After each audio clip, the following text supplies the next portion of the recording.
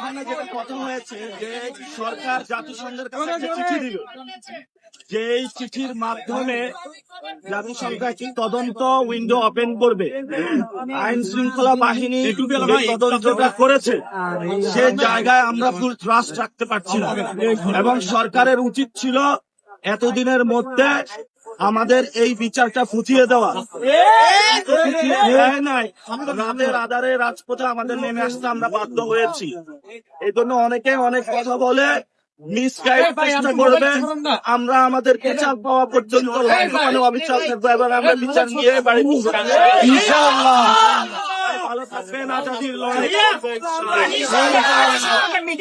পানির সংকটটা, কয়লার যে সংকটটা, এটা মিডিয়ার সামনে আবার একটু বলেন, মিডিয়ার সামনে নাই। আচ্ছা, যেটা হয়েছে ওইখানে ওসমান হাদি ভাইয়ের ওয়াইফ আছে, জাবের আছেন, ঝুমা আছেন, অনেকে আছেন।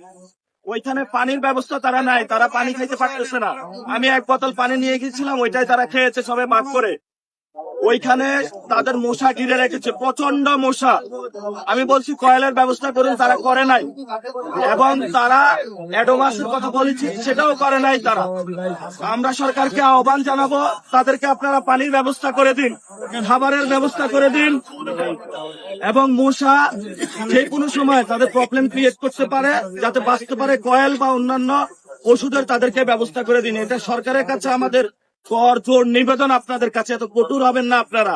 হাজিবার ওয়াইফকে সম্মান করা রাষ্ট্রীয়ভাবে আপনাদের দায়িত্ব। এবং ইনশাল্লাহ আমাদের এই মিছিল চলবে। আশা করি যে যদি আমরা বিচার পাই তবে ইনশাল্লাহ ঘরে ফিরবো, বিচার ছাড়া ইনশাল্লাহ আমরা ঘরে ফিরবো।